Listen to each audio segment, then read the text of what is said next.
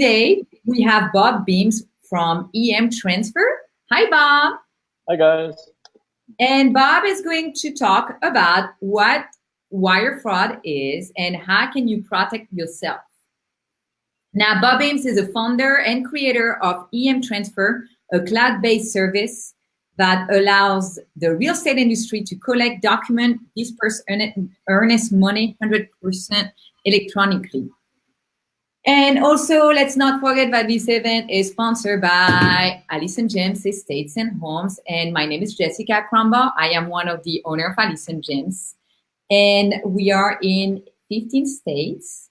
And we're here to share education with all real estate agents, not just Allison James, all agents out there. So now let's talk about wire fraud. Simple question to start, Bob. Can you tell us a little bit, what is wire fraud? Yeah, sure, absolutely. In the context of real estate, what wire fraud is somebody instructing a buyer or a seller to follow their wiring instructions and to send money to them instead of the destination that it's supposed to go to.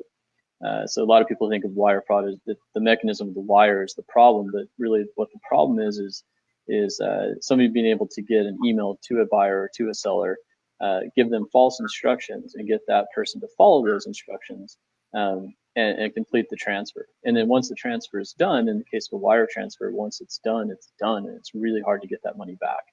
And that's why it's become such a big problem in our industry.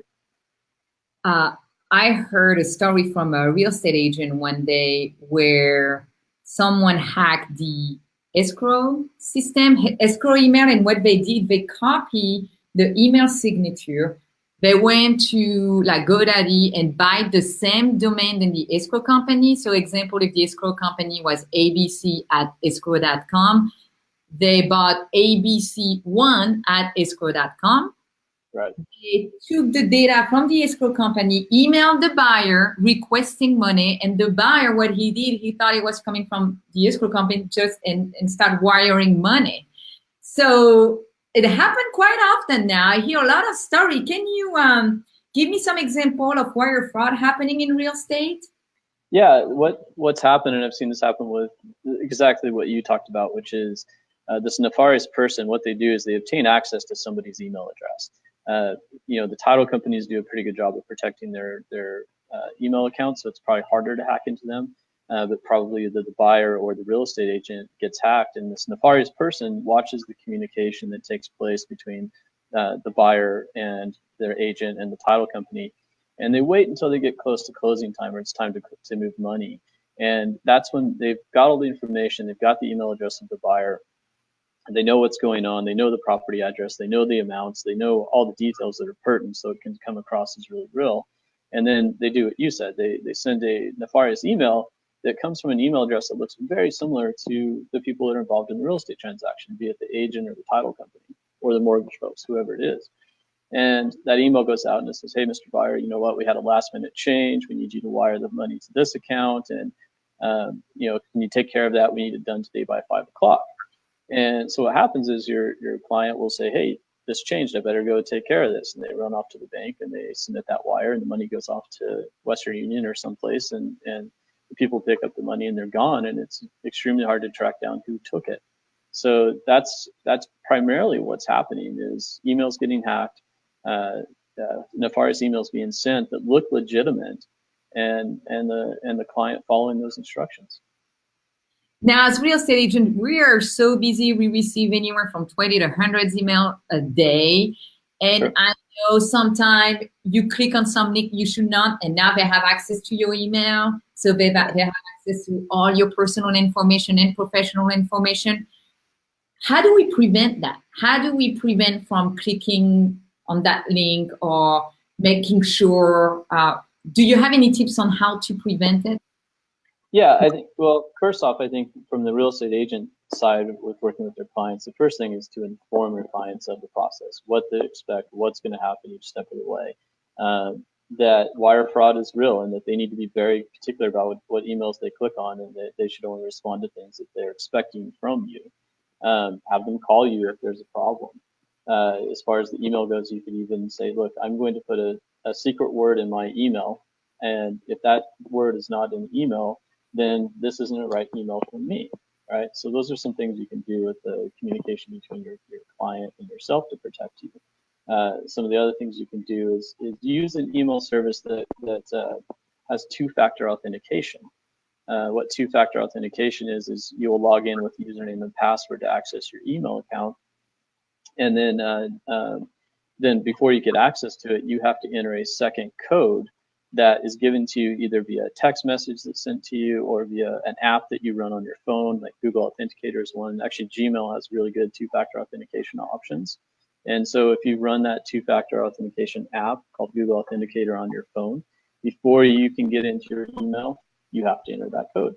So that's going to, even if somebody or a hacker got your username and password, they're not going to have your phone and they're not going to have that app, and so they're not going to get access to your account. So that's going to be one of the biggest protections you can put in place for yourself, besides informing your client of what's going to take place. And then secondly is just always being diligent. Does this email look real? And they're very good, right? These folks are very good at making things look real. And when you go and you click on the link, if you do click on it and you look across the top, you want to make sure it's legitimate. If you're working with the same title and escrow companies all the time, know what their URLs are. You know, abc-title.com. If it's abc1, that's not right. And so just be very diligent and aware of what are the addresses that you're going to be accessing, and check those before you provide any data. And be careful about clicking on links, because in some regards, I wouldn't even click on the link to see what comes up in the browser. A lot of times you can hover over it and it'll tell you what the URL is before you can click on it. And so check it that way before clicking on it. Because a lot of times what hackers can do is they'll run code in the background, and they may take you to some site that tells you about the latest fake news. But what's really happening behind the scenes is there's code running behind the scenes saying, hey, can I access their Google account? And so that code's running and you can't see it. And they know what things to check for on the like Gmail or whatever accounts, and they're just kind of randomly hoping they get the right thing so they can get to the data they need. So it's really just being diligent and protecting yourself, with two-factor authentication and making sure you're clicking on something that's legitimate.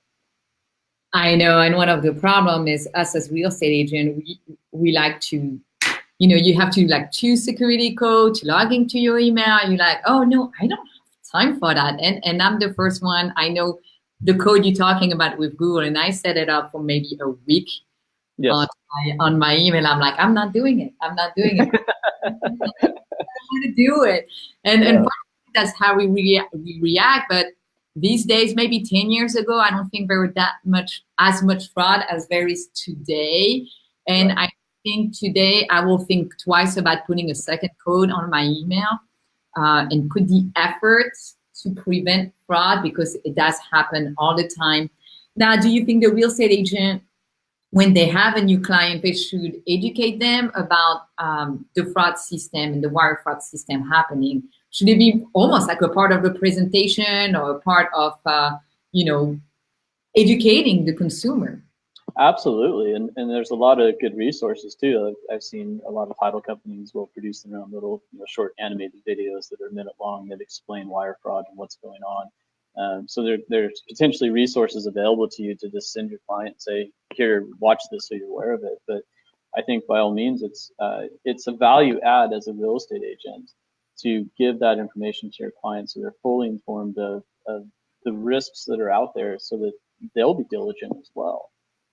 So I think beyond doing what you do normally as an agent and walking them through the transaction process, you need to warn them of the pitfalls, because I think the last thing the real estate agent wants, and I said I'm a real estate agent up in Idaho, the last thing I want is a client calling me saying, I just lost $200,000. Who's going to pay it back? Not a fun conversation. Right? Exactly. It's not the brokerage, it's not the real estate agent, it's not the escrow. Who's responsible for that money? Well, yeah, who's responsible for it? And that's the thing, is that your client wants it fixed. And in the case of a wire transfer, once it's gone, it's gone. And it's really hard to get that money back.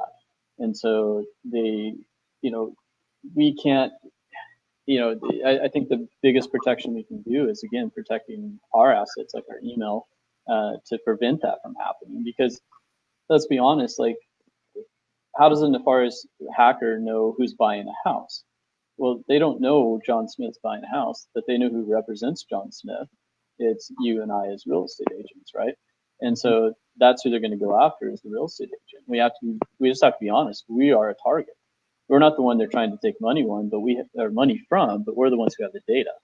And so if we have the data, which is our clients, then they're going to come after us, and they're going to come after title companies to get that data. What's that?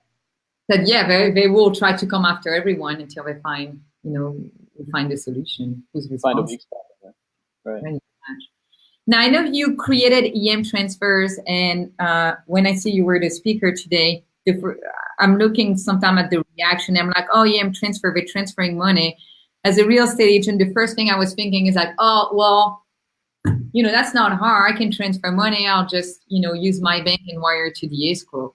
How do you respond to that? And just wanted to let everyone know you are also a real estate agent. So you're going through what we're going through.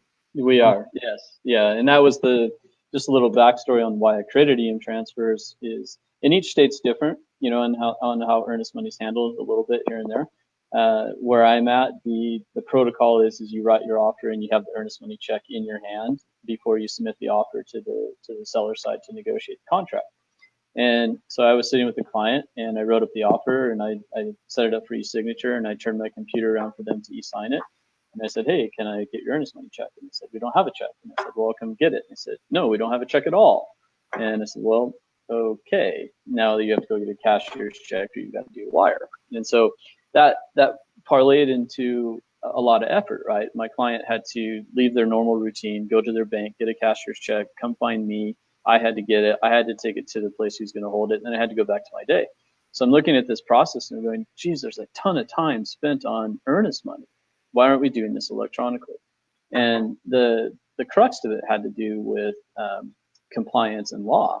When you looked at the real estate law, it's like money had to move in a certain way and had to be documented in a certain way, had to be ledgered in a certain way. And so we dug into it and we said, okay, how do we do this? So we integrated our software with the banking industry to allow it to be moved electronically.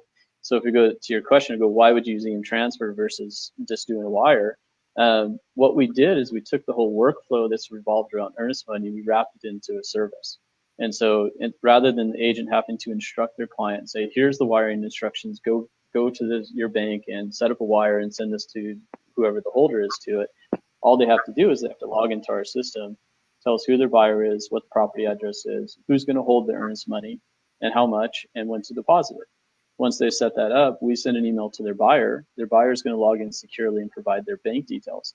Their bank details they're going to be sent straight to the trust account holder's bank, and they're going to be stored there, not to be retrieved again. So I never have access to their bank account information. So now we've secured their bank information, we've secured the destination bank account information, which is getting back to wire fraud. That information is out there in the public domain, so it gets taken advantage of. So we secure that information, and then we allow whoever's been identified to hold the earnest money to go through our service and tell their bank to go get the money when it's time to get it. And then their bank takes over and does what's called an ACH transfer, which is different than a wire. And it goes to the buyer's account, gets the money, puts it straight into the trust account. So in a nutshell, all of that process, all of that workflow that we just talked about, that we do as real estate agents, and literally we spend hours doing, and we're subjecting ourselves to having banking information out in the public domain. Because what do we do with the check when they give it to us? We photocopy and send it to 5 locations, right? We've streamlined that down to a process that literally collectively takes 3 to 5 minutes, and all the data is secure, so that the parties that need to act on that data can act on it when they need to act on it. And then the side comes down to what happens like when a real estate transaction dies, like over home inspection. How do you get that earnest money back to your client? Well, you can use our service to send it back to the client electronically. And again, all the information is securely stored, and no bank information had to be exposed at that point. Now, if the agents are looking for maybe a short video or a PDF with bullet points that they can share with the consumer, is that something that you have and you can give it to them? Yeah, we do. What we typically do is we're working with either title companies or brokerages that hold earnest money or builders, and we set them up with their own splash pages on their websites that has video information on what EMTransfer is, what we're not. Like I said, like what we aren't is we don't touch the earnest money, we never automatically move it, and we don't keep bank information. We provide those videos to be put on the splash pages so the agents can send their clients there to learn about EMTransfer and how to use it. Perfect. Bob, thank you very much for being here today. Everyone, if you want to reach out to Bob, we did put his email, his website, so you can contact him. And Bob, if you have his PDF for them to share with the client about the fraud and how they can prevent from wire fraud, I'm sure they would like that too. Sure. Bob, thank you very much for being here today. Okay, thank you. Have a great day. Have a great day. Bye-bye.